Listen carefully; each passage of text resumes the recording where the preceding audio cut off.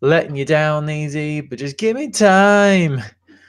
Another big fish in. Ain't it fun? Living in the real world. Down, down, down, down. Good song. That's a great, great tune. Did you get affected by the great snowstorm of 2018 today? No snow for me. Did you? Nope, nothing. Like, Wow. people set warnings of like snow in Poole and Bournemouth, and nothing happened. It was just a flurry. It was very sunny for a bit, and then it rained, which is pretty much just sums up the British weather, to be honest, doesn't it? Can I? Something that I've been thinking about a lot this week. That is nothing Right. to do with that, but I want to ask you because I think you'll have an interesting opinion on it. Wow. Okay. Right. How? Because I know you love. When you love a TV show, I know you really get into it. And I think you probably did you like Friends, and what's your take on the news articles that have been going around about it in the last couple of weeks since it hit Netflix? Now, here is probably something quite controversial I'm about to say here. I don't think I've ever watched a whole Friends episode all the way through. What? Never. I've never liked it. I've never understood the obsession with it, and I think it's pretty naff, to be fair. What? Yeah, I see all the seasons are now on Netflix, all 10 of them, which is like a big thing. What are the news articles saying then? Are people finally realizing that it's terrible? So basically, I mean, it depends on where you read your news, but I've been seeing quite a lot of stuff about how people are realizing that it's kind of problematic, and there's a lot of jokes in there that I don't think would fly now, because Ross in the first season is married to, I think her name's Emily. No, not Emily, Carol. And then Carol leaves him for a woman. And there's a lot of jokes at the expense of, oh, Ross, you turned Carol gay. Ha ha.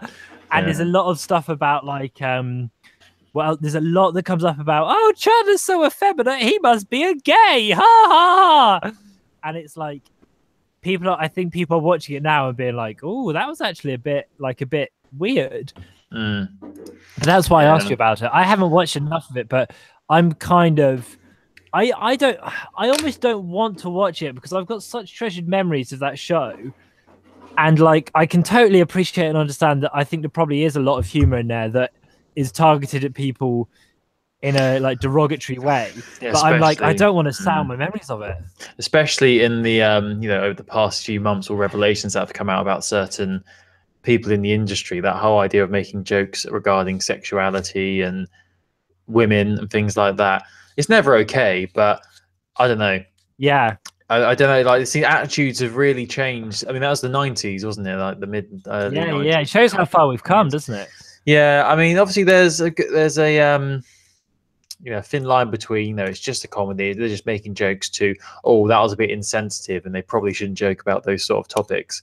But I think in terms of Friends, like it's just known as a goofy comedy, really. Like these characters, they're just cardboard cutouts. They're not like real. Yeah, they don't believe them as real characters. So I think they can sort of get away with it because these people are just huge caricatures, and they're just like their personalities are just cranked up to 100 stupid because they're just like annoying. I don't know. I think shows like can probably get away with it, but if it was like a more, I don't know, what's a more down to earth comedy that's more like respectable than Friends? Big Bang Theory? No. Bazinga. Is that even still going? Is Big Bang Theory still a thing? I don't know. I mean, a big one for me is Brooklyn Nine-Nine, which has just hit. Series 4 has just hit. By the way, welcome to Heroes of Handheld, episode 205. Are you across Brooklyn? Do you watch it? I watched the whole of the me and my partner watched the whole first season. I watched half of the second, but then we didn't go off it. We just sort of like thought we'd have a break because we sort of burned ourselves out on it because we watched so many episodes one after the other. It's so Moorish, isn't it? Yeah, and then we just sort of like haven't gone back to it. We will at some point, but we can't remember where we left off. And we're the sort of people who like to do it in order. I know with Brooklyn Nine-Nine, you don't necessarily have to do it in order, really, but it'd be nice to start where we left off. I always liked Holt in Brooklyn Nine-Nine. He was always Holt's really good. I like him a lot. I am very happy right now. It's just the combination. It's just great. I remember there was a scene in one of the episodes. I think it's season 2, where I can't remember his name. The little one. He's like really over the top, crazy.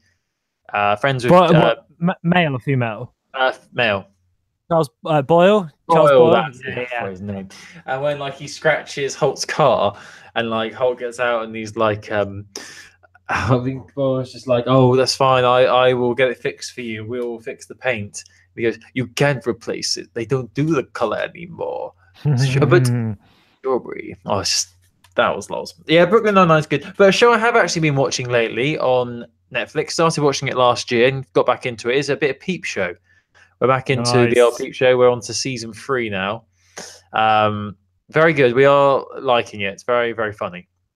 One of the highlights from our viewing experience is when they're in an Indian restaurant and like they're saying about how like you 4-9, Jeremy. you always order 2 rices, but we never eat 2 rices. So I just got no. I think we only ordered 1 rice, but they got 2 rices, and then he ordered 4 naans. Like, you can't have 4 naans, Jeremy. That's crazy. So like they make like the most like smallest things just so funny. But it's interesting how like the amount of people who like seem to have started out by having a cameo in Peep Show is insane. Like the amount of actors, like I just seen Peter Capaldi was like a university lecturer in season 2. Yeah, it's huge, isn't it? It's such a good show. I know. I'm dead keen. I've also got back into BoJack Horseman. A classic. I love BoJack, but I just hadn't finished the latest season, and I, just watching it again, it's just so great. It's such a great show. The writing in that is just absolutely fantastic. You can go from being hilarious to quite serious and quite thought-provoking, which is very rare for an animated show, I think. Reminds me a little bit of Scrubs. How Scrubs went from being like silly slapstick humor, then there'd be like really serious messages at the end, and they go quite dark and quite somber. So good. I'm interested to see where it goes. I have to say, Officer Meow Meow is honestly my favorite character. He is absolutely hilarious. I could just watch a show of him all day. Everything he says is a riot. I love BoJack. I really want I'm bringing this back to games. I really want Telltale to do a BoJack game. Like if they could get the original writers on, that would be so good. Will it work as a game? I don't know about that. Oh, all right. Sorry. Well, no, I'm just thinking like obviously Telltale, like the big decision making things. I don't know. Like I feel like Telltale like tend to take properties that aren't usually animated and then bring them into the animated world. Yeah, It'd be a bit weird to have like BoJack, which is already an animation, and put it into the game form. I don't know. Maybe. I mean, I'd play it. I'm still waiting for The Wolf Among Us Season 2 when that comes out. Can I just talk about Call of Duty World War II? Let's do the intro. You're listening to Heroes Handheld episode 205. This is the Internet's premium handheld gaming podcast with me, Chris, and him, Colin. We cover 3DS, we cover Vita, and mostly we cover Switch and mobile.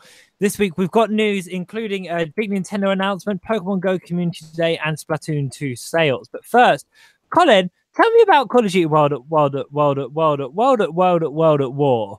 Well, I got it for Christmas, and I've just been playing the campaign, and it is a lot of fun. Really enjoying being in the World War II setting again, and not having some stupid like story involving robots and jetpacks and like evil people trying to take over the world. Well, I guess the main antagonist is an evil person trying to take over the world, but you know what I mean.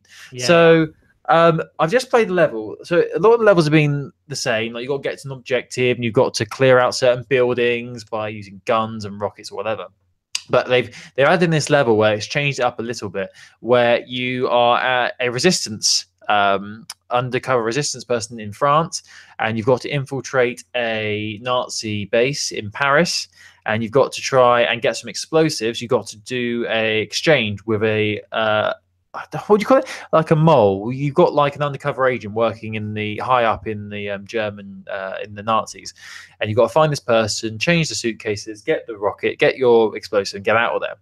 But it's interesting because as you're going towards this this place, you're in a taxi, and you get given this fake identity, and you have to memorize it.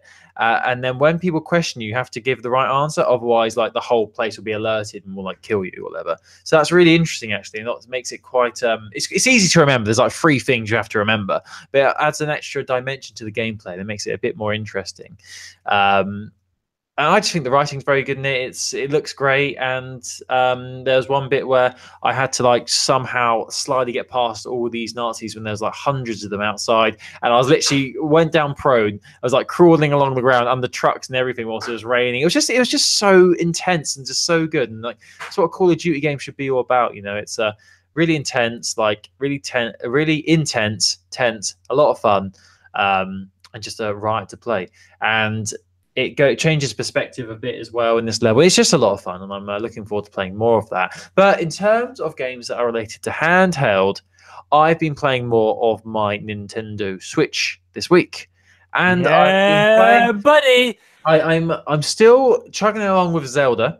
Also, I enjoyed playing Rocket League last week with you. We play 3 games? Can you please explain to the listeners what went down during these? It was really. I think did I lose all 3 or did I just lose 2? You lost all 3. It was really tragic. I was not playing very well. So I do want to say, I mean, Colin clearly the better player. There were a couple of connection issues. All right, here it is. I'm not going to blame the connection issues, but I will say it doesn't help, you know? But yeah, you smashed me. But I assume we're going to play after tonight's recording, as is becoming tradition. Yeah. I would like to play tonight. We'll see how things go, but that would be top. Okay. So yeah, that's one. I've also been playing more of Zelda. Now How far in are you? I haven't got off the tutorial. How do I get off this tutorial bit? Where are these bloody shrines? I am losing the will here. I'm walking around like every inch of this bloody map, and they are nowhere to be found. I keep finding the old man. He just appears everywhere. Like I found his hut, I found his diary. I've been hunting boar. I finally learned how to use a bow and arrow for the first time, which was fun. But honestly, Chris, I don't know how to get off this bloody bit, and it's really quite frustrating. This is your weekly hint. Have you climbed to the top of the tower yet and used the marker to find out where the shrines are? I've climbed to the top. I'm looking around, but how can you use the marker? Because things that I'm marking on the map are things that are too far away, and I can't get to anymore. I can't get to because I have to use the glider, which I haven't got yet. Have you done any of the shrines? I've done 2 shrines. Which 2 have you done? The first one, like the easiest one, and I don't know. I think it's got AU in it. Shrine all something. Oh no! What powers did you get for doing? Oh, I got the bomb, which is very random, just throwing bombs at people, and I've got the I think it's the metal one where you can like use magnetic force. Yeah, they're the 2 I've got at the moment. But I don't know where I'm going from here, Chris. Please, guys. So you're almost there. You've just got 1 left. Just keep looking. Play better. But where? Where do I look? Chris? Have you done the bit where you make the potion so you can go into the cold? Yes. Okay. I walked into the cold bit. There was nothing there. It was just like a frozen river. I walked into it and died. You need to keep walking. No, I did. I kept walking. I kept walking. I got to a grassy bit. There were loads of those monsters. I killed them, and then there was nothing else. I got a chest, and that was it. You need to keep walking in the cold bit. Fuck's sake. Luckily, there's a conveniently placed campsite just outside that cold bit, so you can conveniently make loads of potions, which is very handy. I will try that later then, actually. Yeah, have a little... Okay, we'll do that instead of Rocket League, because Rocket League can wait. Zelda, you need to get into the meat of. Because I am enjoying it. Like, the gameplay's fun, it's easy to pick up, and it's very addictive, and it is a joy exploring, but when it just feels like you're not making any progression... Yeah, I can appreciate it's a frustrating time.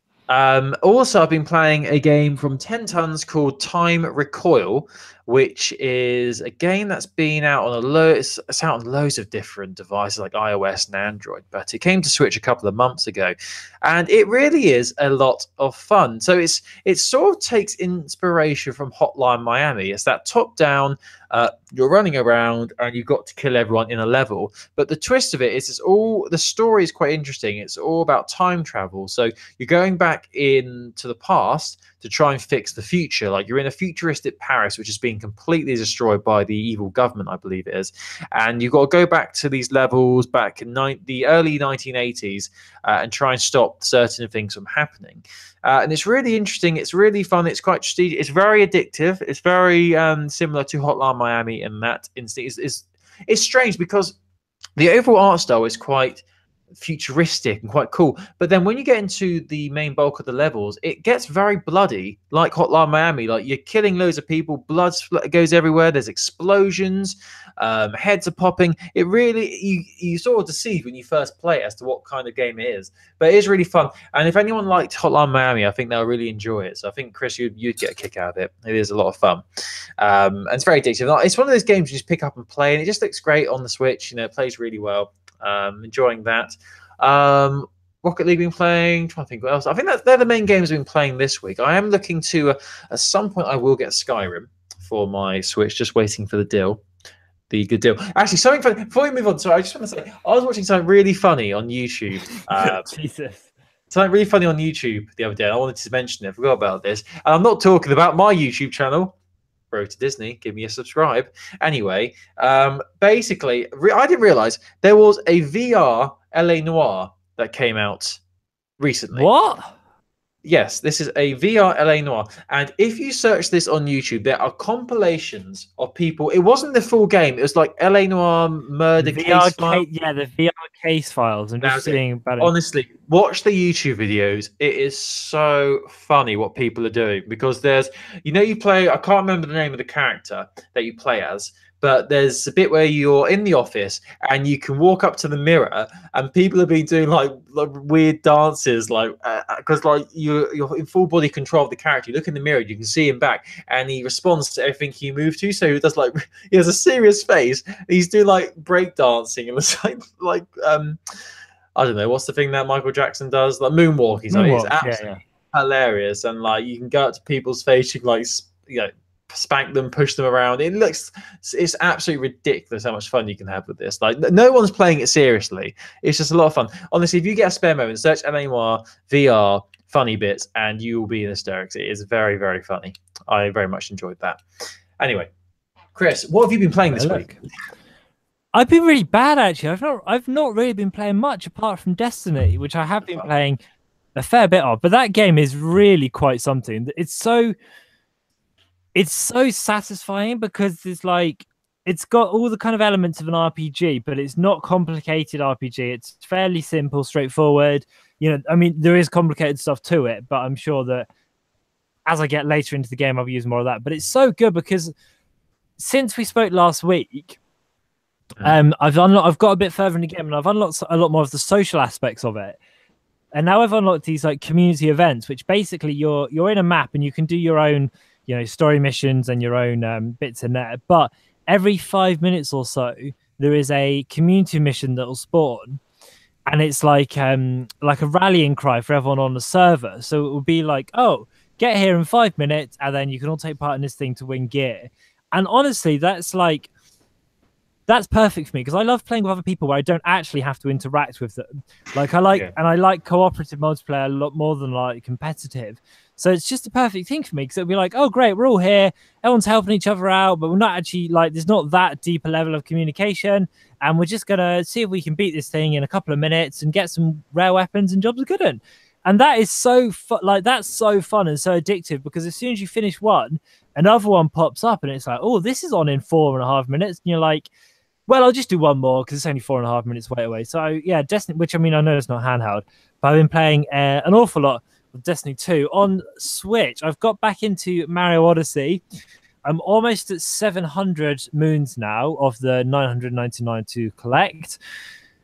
Getting there, but it's really tough. I've unlocked like the kind of post-game content. There's 2 bits of post-game content, and I've unlocked both of them. And my God, they are really hard. Like really intricate platforming, a genuine challenge, which the rest of the game didn't really. There's not that much challenging in the rest of the game, but in the post game stuff, it's like bloody hell, this is tricky. So I've been doing that as well. Not really much apart from that, and obviously Rocket League with you. History speaks for itself on that. But while I have been dabbling about playing, / dabbling about uninstalling. But a bit of news that might tempt me is Pokemon Go. Yeah, I'm just looking at this. This seems to be replacing the Pokemon Go event that was a failure last year. So a nice seamless seg here into what Niantic announced last week is Pokemon Go Community Day, and this is one day a month where the idea is that everyone who's playing Pokemon Go will be meeting up and playing together once a month. This is from the website. They're going to host a Pokemon Go Community Day event starring a special Pokemon, which will appear frequently around the world for just a few hours. When caught during the event, the special Pokemon will know an exclusive move, and there'll be other bonuses in effect during the event, such as better XP, or Stardust, or learn modules lasting longer, that sort of thing. And the first one is happening this Saturday, January 20th. If you're in Europe, it is happening at 10 a.m. to 1 p.m. Greenwich Mean Time, and is going to the special Pokemon this week is Pikachu that can know Surf. That's quite exciting. Are you going to get in on this? I'm really keen on the double XP. I'll tell you that for nothing. Well, it doesn't. What they've not said is it doesn't look like every event. So this one's going to have double XP for a couple of hours, but not every event will. But it looks like this first one will. So that's a good time to evolve your Gen 3 Pokemon that you've been waiting for. What do you reckon the event move Surf? So do you reckon he's just going to get like a little surfboard and hit Pokemon with it? Yeah, it'll be like some sort of stupid Pikachu. Crap. And maybe it'll be like have like a one of those flower nexus on, like is that called a Leo? Do you know what I mean? That would be great. That would really be fantastic. I mean, it's good that they're trying more events like this, but yes, it doesn't. I mean, what they're saying it includes isn't that exciting, to be honest. Yeah, it'll get better. I expect during summer it'll be a lot better, but at the moment it's a bit like I'm a bit nonplussed about it, to be honest. Like, I think it's good that they're doing it because that's my favorite thing about Pokemon Go is like being part of the community. But yeah, this doesn't look particularly appealing for me, but maybe in future. Yeah, I mean, maybe they're just testing the water at the moment to see how it goes. Because as you say, some will be when a lot more people will be wanting to get in on exactly. this stuff. But yeah, I mean, I'm still playing Pokemon Go. I'm still dead keen. I'm still heading towards leveling up, which is nice. I got a powerful ride on today, which made my day. That's how exciting! Congratulations! I wonder whether Pokemon Go Community Day is going to be how they start doing Mewtwo as well, because the Mewtwo system is so borked. So I think this might be a good way to do it. Yeah. What is the Mewtwo system? Please. So the Mewtwo system, if you're not playing Pokemon Go, is you have to basically in Pokemon Go, there are these events called raids where everyone meets up at a particular landmark, which is a gym. You can all then take part in battling a Pokemon and having the chance to beat it.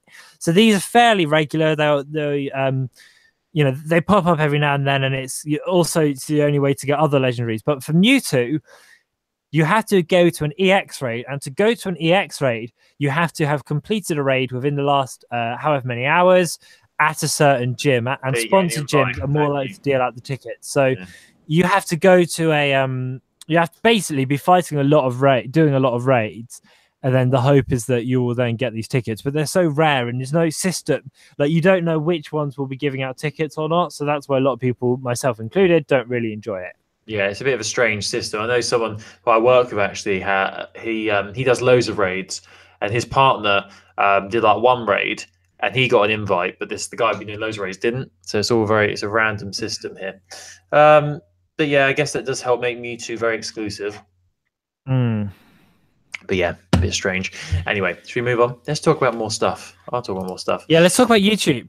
Yeah, so this is the biggest story of the week, I would say. You know, as what people love with their apps, they love dark modes.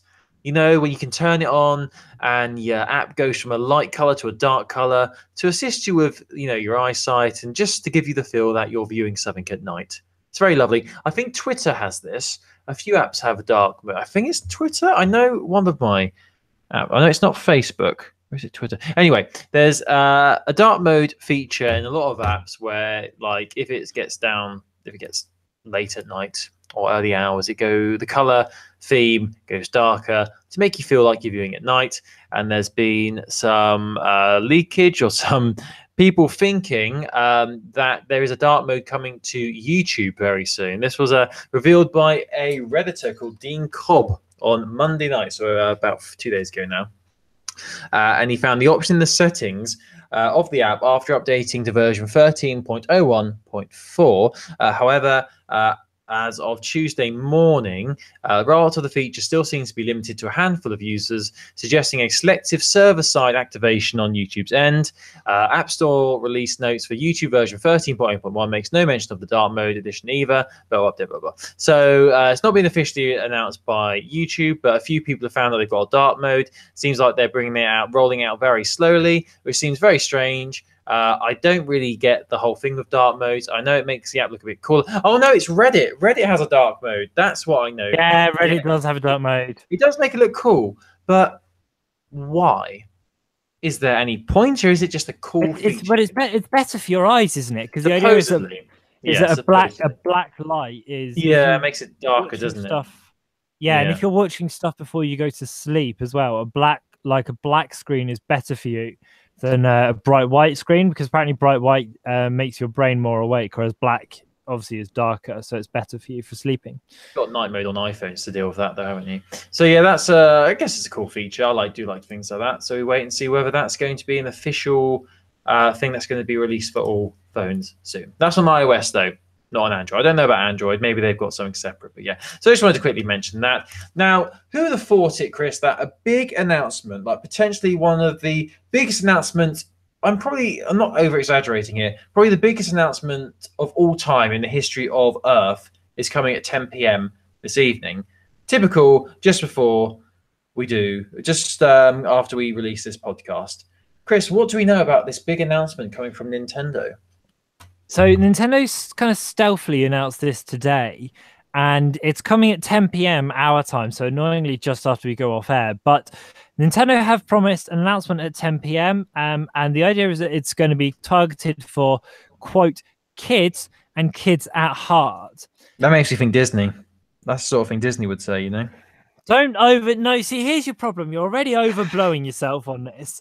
Yeah. And this is a classic problem with Nintendo and Nintendo announcements, is that we like to over egg what's coming. So the only other thing we really know about this is that someone who works for Ubisoft has announced, an Ubisoft employee has teased that this announcement they apparently known about for a while, and it's going to break the internet. Yeah, they literally couldn't have picked it up anymore. He says he's going to make the internet explode again. Make the internet explode. But when did it explode the first time? Was it when Kim Kardashian had her bum out on that magazine cover? Maybe. And then so we're reporting this from WCCFtech.com, and they've given an update to this story that apparently it's going to be this is on the Nintendo website as well. Actually, it's going to be a new interactive experience. So, I mean, it could be anything. I wondered whether it was a new because they've said it's for kids, right, and for kids at heart.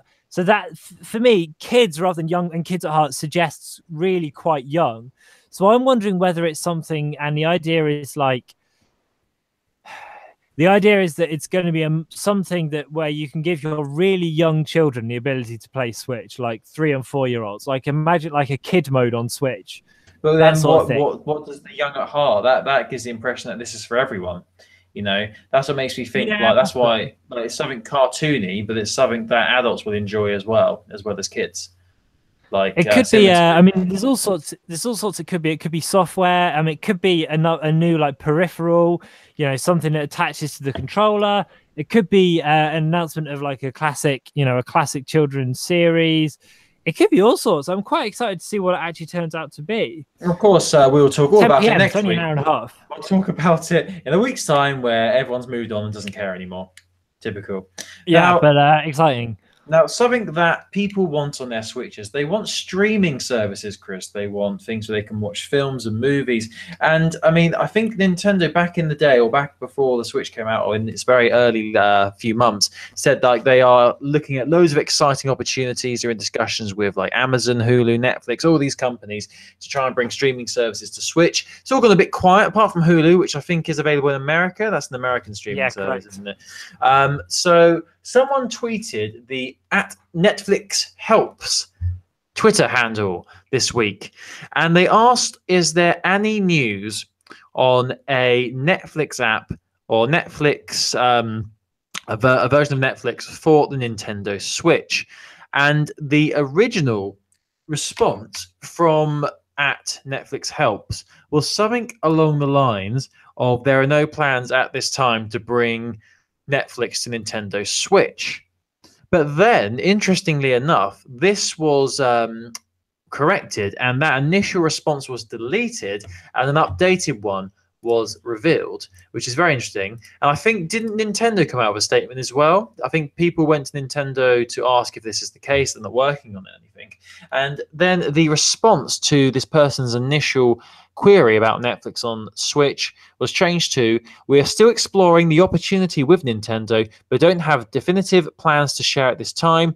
The incorrect original tweet has been removed." So that's the new tweet. So that's interesting. It's almost like Netflix had this response which they thought was true, but then Nintendo went on to them and said, "Hey, why are you responding like that? What are you on about? We are still working on something," and then they had to correct it. It's interesting. It maybe does this show that this is something that Nintendo want to happen and Netflix want to happen, but there seems to be a bit of a something stalling the whole deal between them. That's something one of them doesn't agree with. It is an interesting development on this. The weird thing that I don't understand about this is that, like, if there was no streaming on Switch, I'd understand, but Hulu's already there. So I don't understand why Hulu's there, but Netflix aren't. And in also then your other big sort of streaming companies as well, things like Crunchyroll and all that kind of stuff. Love Film, Netflix, all that stuff. Film. Oh my god, that's going back. Love Film, jeez. But like, why? Yeah, I'm kind of confused by it because the concert's been out coming up to a year in March. I'm a bit surprised there's been nothing else really apart from Hulu in the States, and there's an anime one in Japan as well, actually, isn't there? Yeah, it's almost like Nintendo are dragging their heels a little bit. I don't know what it is. Maybe they're focusing their time on all the gaming side of things and just haven't had the time to focus on the streaming. I don't know, but it seems like the perfect time because so many people have Switches now. It's selling like hotcakes. And obviously, this will make it the perfect device for all the family because potentially the kids can play the games. It's just a generic family. The kids could play the games, and then in the evenings, the adults could take it to watch Netflix, or the kids could watch Netflix. There's loads of kids things on there as well. It seems like the most obvious thing to do. And Netflix is on absolutely every device, like every device known to man. It's probably Netflix on your microwave, to be honest. It's everywhere. So the fact it's not on Switch yet is very odd, and it's strange. I mean, this whole changing the tweet is interesting as well. Like, as I said, it does make me think that Nintendo did have to step in and say something to Netflix and say, no, this isn't the case. We are still working on this. But maybe it shows that Netflix aren't happy with how it's taking so long. The Netflix aren't happy with Nintendo for how long it's taking. But Nintendo are like, oh, we'll get to it at some point. We'll release it very soon. But my theory on this is that, so I love playing on a Switch. I think it's obviously a great console, but one of the kind of lesser enjoyable experiences for me is the user interface when you turn it on. It isn't great, and there's a lot to be desired. Things like themes, things like being able to customize your display when you log in, all that sort of stuff. And I wonder whether in the coming months we're going to get a big sort of firmware 5.0 is here, and it's like a big rollout and a change of how the interface is. And with that software announcement, they say, and you can now stream all your favorite shows, via Netflix, Hulu, whatever. And like they bundle the two announcements together because, like, if Netflix just comes out, I don't know if it's going to get as much attention as if they include it in a thing that's like, and we know you want to take this on the go and use it for all your screens, so here you go, type thing. Yeah, we'll see. Yeah, it's interesting. It is a shame because Netflix on Switch would be ideal and it would be perfect, really. But we wait and see. Anyway, let's move on to more topics. So, have you ever played a game called Scribblenauts, Chris? I've played the demo for Scribblenauts. I know of it though. So Scribblenauts Showdown is coming to Nintendo Switch in March. Apparently, it's been 4 years since the last game. So it's the first new game in the word-based puzzle series for more than 4 years. It's going to be launching on Switch on March the 6th, and this has been announced by Warner Bros. Interactive Entertainment. I've never played this, but apparently it's a card-based multiplayer party game that brings back Maxwell, star of the previous games in the series, and original characters to compete in a series of more than 25 mini-games. Up to 4 players can play, In the showdown mode, where there's a specific variety of minigame types, the games include Wordy and Speedy. Yeah, so this is a bit tricky because the original Scribblenauts wasn't this kind of multiplayer focused game. It was more of like a platformer, and you had to like almost solve different puzzles by typing words in and getting things to come and help you. Whereas this is a bit more this is more of like a party game. So it's interesting they've taken that kind of movement with it. Yeah, I mean, I do like the word games. They are very addictive. But I do find with them, I just end up like entering random letters and hoping that they make words. Like, yeah, it's a bit like when you play Scrabble, isn't it? And you're yeah. like, is that a word? Zook, book, duck, and things like that. Yeah, so this is interesting. This article goes into this article is from Polygon, by the way. It's being developed by Shiver Entertainment, the game, and they're taking over from the original developer Fifth Cell. They produced 5 Scribblenauts games between 2009 and 2014. They did have a 6th one in the works until 2016.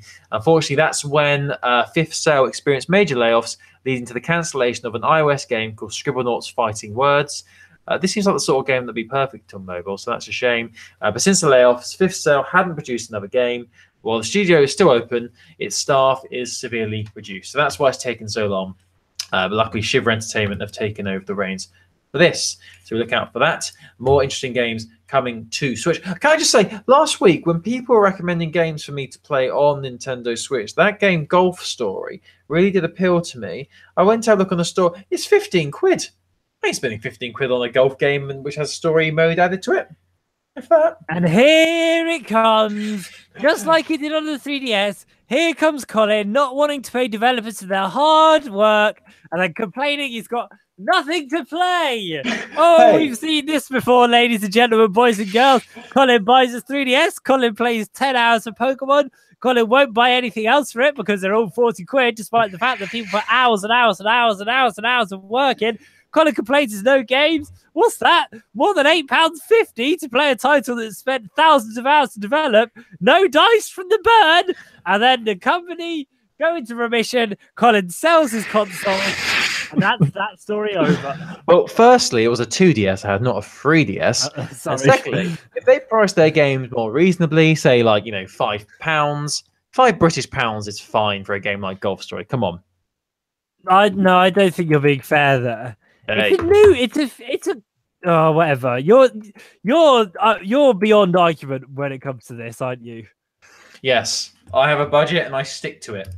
Very strict on that. But yeah, I haven't bought that then. But I've got quite a few games. And now you've given me a hint with Zelda. I'm going to go back in and explore the cold region and see what I missed.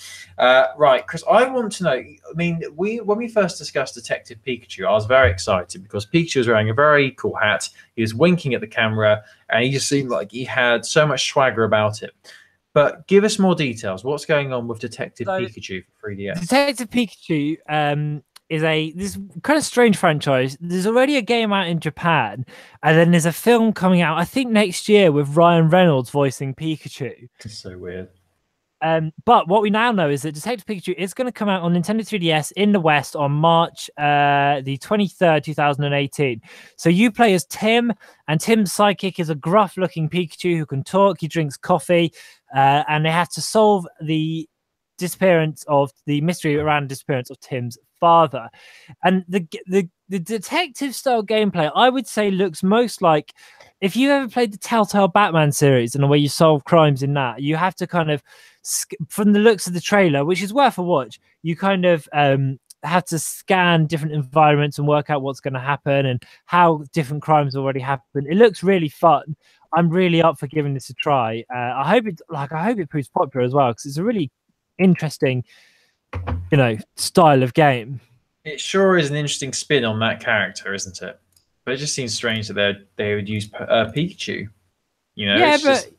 I think it's quite a good. I think it's quite a good idea because, if you just made like a detective game, but instead of Pikachu it was a dog, people probably wouldn't necessarily buy it. But this way, you get like that. You get that Pokemon audience, and it means that you can include other Pokemon in it as well. So in the trailer, you see different Pokemon popping up and doing things, and it's like if you're a fan of the series, it's going to be quite good, I think.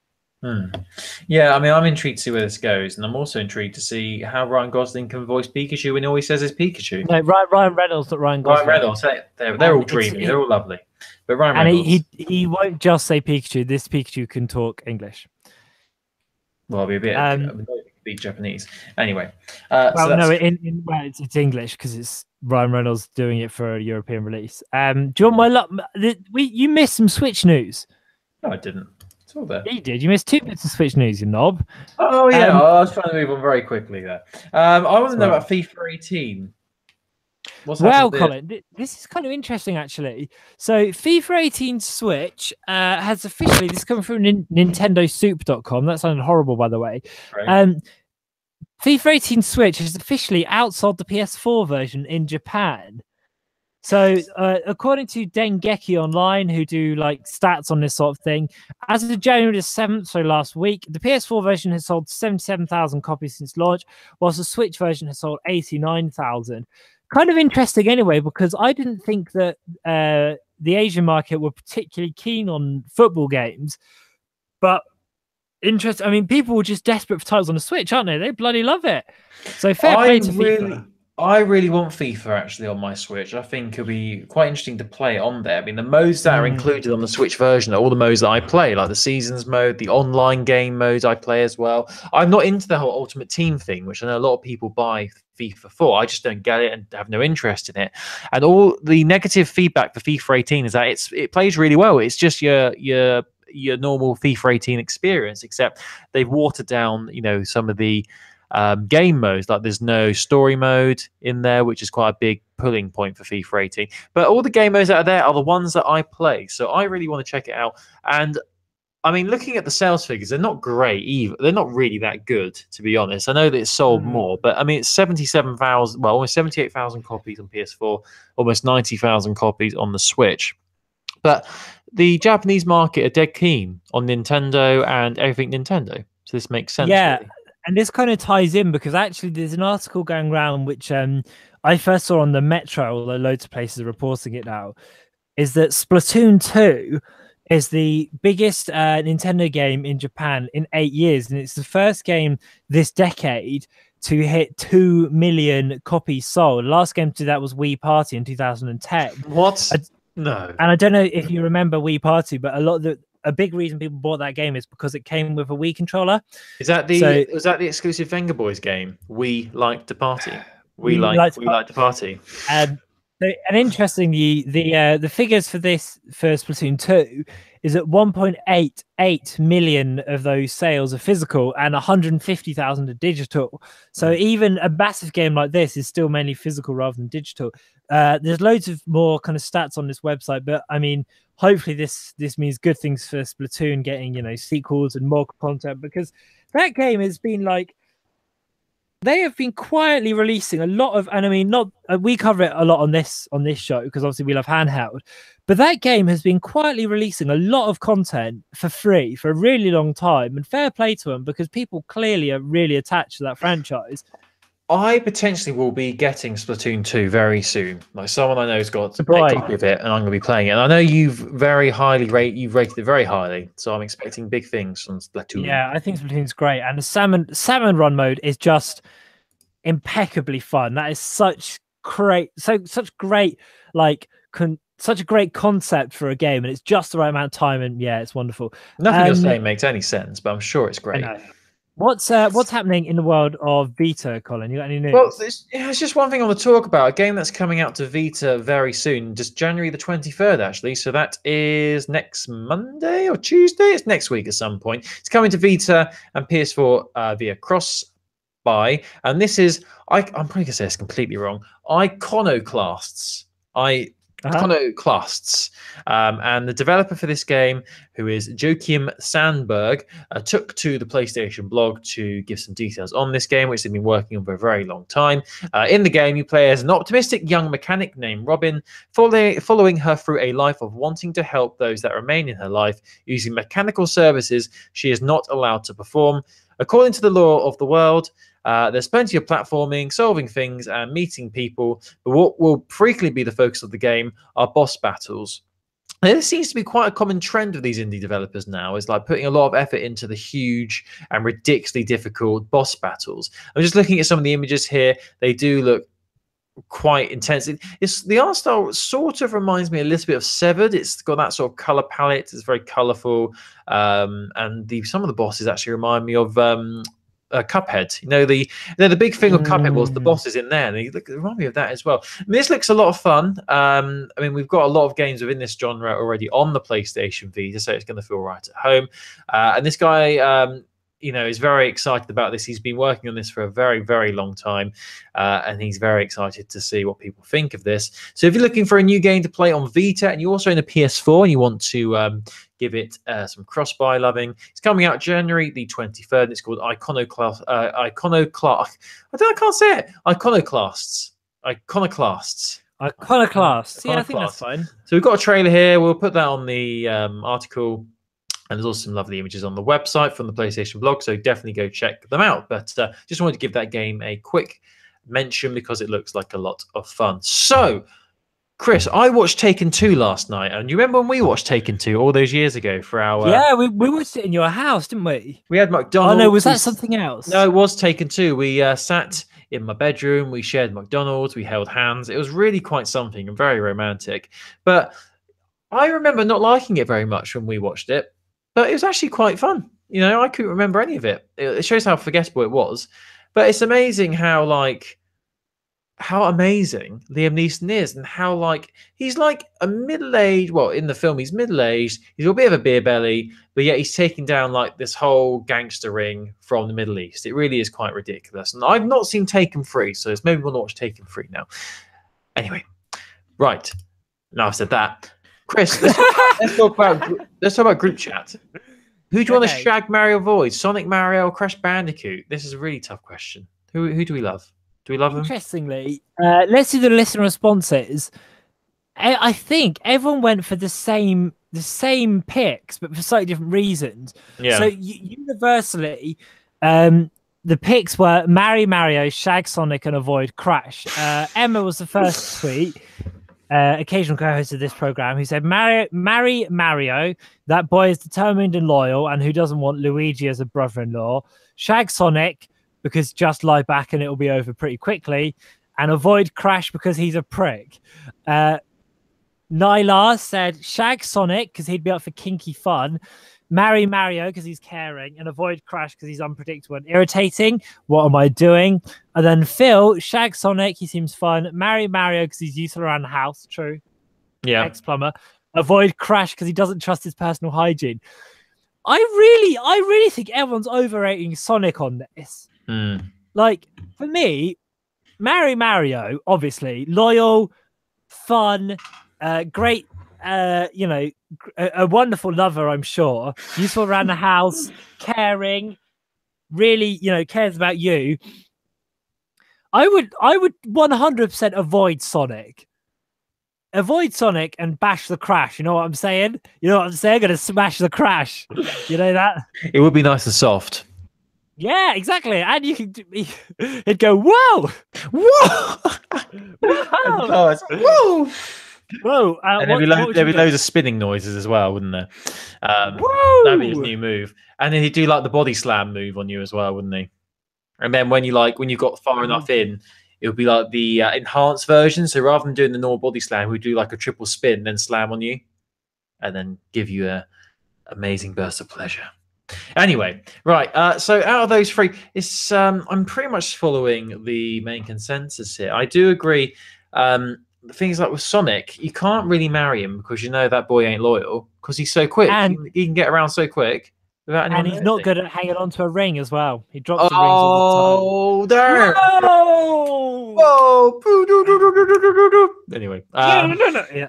Mario. I just think Mario is if you want the nice, dull, safe relationship, Mario is your guy because you're safe with him. You probably get into a little bit of a routine. He's always going down those pipes and collecting moons. There's nothing new. It's always going to be the same sort of routine with him. So if you want the safe option, it's them.